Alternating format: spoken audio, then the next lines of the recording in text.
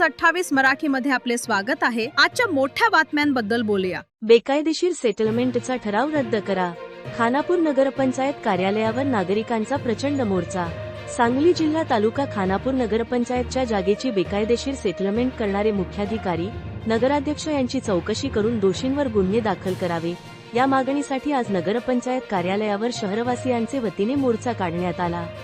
या मोर्चामध्ये विरोधी पक्षनेते, सर्व नगरसेवक गटनेते यांचेसह राष्ट्रवादी काँग्रेस पार्टीचे सामाजिक न्याय विभागाचे सांगली जिल्हा अध्यक्ष संदीप तात्या ठोंबरे, किसान सभेचे राज्य कार्यकारिणी सदस्य अरुण माने, राष्ट्रवादी काँग्रेस पार्टीचे सचिन शिंदे, माणिक भगत, माजी नगराध्यक्ष अली अकबर पिरजादे, महेश माने यांची प्रमुख उपस्थिती होती। खानापूर नगरपंचायतच्या मालकीचे गट नंबर 1152 आणि 1153 जाग्यासंदर्भात न्यायालयीन लढाई सुरू होती।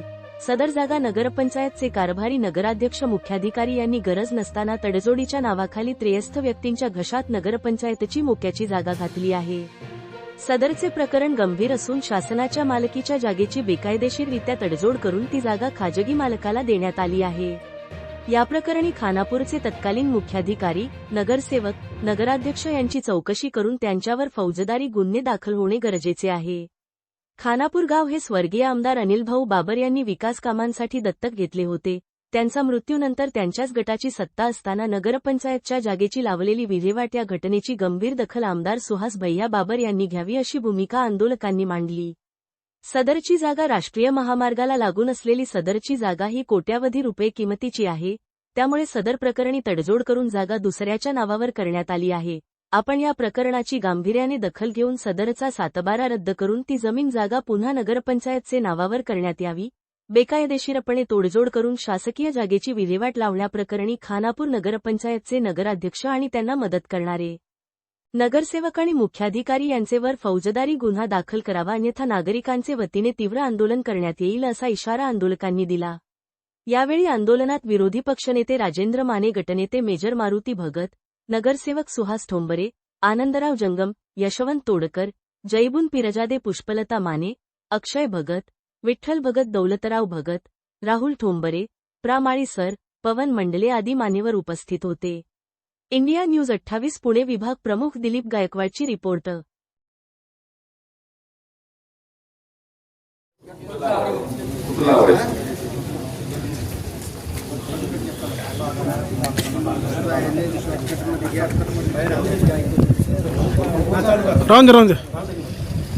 आज मोर्चासाठी उपस्थित असलेल्या सर्वांचं मी पहिल्यांदा स्वागत करतो।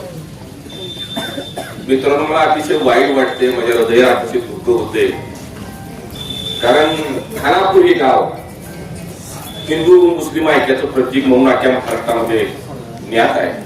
आपल्याला माहित आहे, एक भाव दुसऱ्या भावासारखा कसा राहतो तशा पद्धतीने आपण या गावामध्ये राहतो।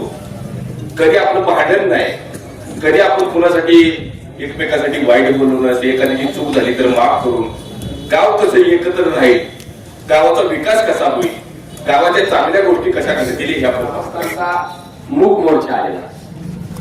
हा लढा उच्च नीचतेचा, काळ्या गोऱ्याचा, जातीचा लढा नाही।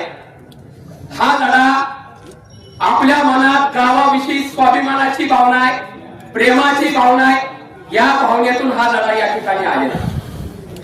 ही जी जमीन आहे, ही समोर तुम्हाला दिसते, या जमिनीचं मूल्य किती आहे तुम्हाला माहित आहे?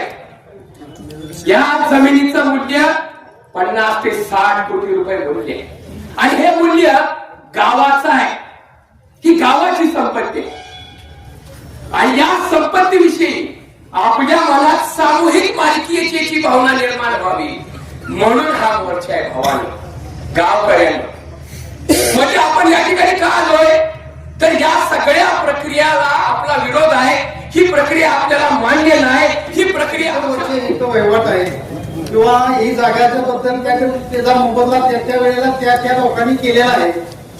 इतका असून सुद्धा आता मागच्या 10 तारखेच्या म्हणजे 10व्या महिन्यात, ऑक्टोबरच्या महिन्यात जो तडजोड करण्याचा जो ठराव घेतला तो पूर्ण बेकायदेशीर आणि कुठलाही नियम, कुठलेही त्याला कायद्याचं काहीही बंधन न राखता त्यांनी हा तडजोडनामा ठराव तयार करून घेतला 5वी बहुमताच्या जोरावर. त्यावेळेला आम्ही सगळ्यांनी 6-7 जणांनी आम्ही त्याला विरोध केला की बाबा हे चुकीच होते, हा असा ठराव करता येणार नाही, कारण हे कायदेशीर याच्यात बसत नाही. आपला हा कायदेशीर मार्गाचा रिसर्च चालू आहे, कोर्ट कशी चालू आहे ते, आणि आपल्याला कोर्टात असलेलं हा प्रकरण त्याच्याबद्दल आपल्या नगरपंचायतच्या कुठल्याही अधिकाऱ्याला किंवा पदाधिकाऱ्याला त्यामध्ये हस्तक्षेप करता येत नाही. हे सगळं या खानापूर नगरपंचायतीच्या जागेबद्दल काहीतरी तडजोड करायचं चाललंय आणि त्यासाठी बहुमताच्या जोरावर सत्ताधारी नगराध्यक्ष नगरसेवकांचा ठराव घ्यायचा असं काहीतरी चाललं होतं. एवढ्या गोष्टी कानावर होत्या. त्यानंतरच्या काळात हा ठराव पण झाला, ठराव बहुमताच्या जोरावर पास पण झाला, ह्याची सुद्धा माहिती मिळाली. पण एवढ्या लवकर तो कोर्टात जाईल, तडजोडनामा तिथं सगळे ऍडजस्टमेंट करून होतील आणि त्या जागेची ताबडतोडीनं अगदी ह्या कानाचं त्या कानाला न होता परस्पर विल्हेवाट लावली जाईल असं अपेक्षित नव्हतं. खरं तर सत्ताधारी मंडळींनी ग्रामसभा एखादी घेऊन सर्व गावासमोर ह्या गोष्टीचा विषय घेऊन चर्चा करून आपल्याला नगरपंचायतीची इमारत बांधायची आहे किंवा आपल्याला खानापुरात अनेक व्यापाऱ्यांना येण्यासाठी काही कॉम्प्लेक्स बांधायचे आहेत, जागा बांधायच्या आहेत आणि आपण सर्वांनी मिळून एखादा उपाय अनिलभाऊ हयात असताना आपल्या सर्वांना माहित असेल की त्यांनी खानापूरची नगरपंचायत ही गाव दत्तक घेतलेलं होतं.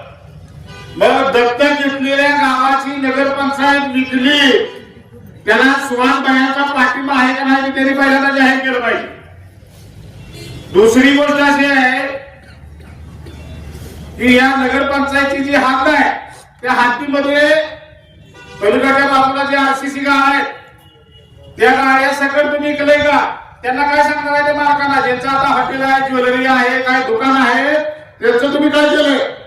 त्यांना कुठं काही होणार नाही. इथं गावातली मुलं एका अंगणवाडीमध्ये शाळा शिकतात, जे लहान मुलं आहेत त्यांना काय कळत नाही, अशी मुलं त्या अंगणवाडीमध्ये, त्या अंगणवाडीने तुम्ही काय केले? या खानापूर तालुक्यातल्या परिसरामध्ये एकच पशुवैद्यकीय दवाखाना आहे आपल्या नगरपंचायतच्या पाठीमागे. त्या ठिकाणी माणसं राहून मुख्य जनावर आहे, त्या मुख्य जनावरांच्या दवाखान्यात तुम्ही काय केले? हे प्रश्न पहिल्यांदा उलगडले पाहिजे. दुसरी गोष्ट आहे की या जागेच्या संदर्भात ग्रामपंचायत असताना देखील कोर्टामध्ये केस होती, ही सगळ्याला माहित आहे. अनेक जण याच्यामध्ये तेवढा ग्रामसभा गाजवलेल्या आहेत, त्याच्यामध्ये ठराव झालेले आहेत.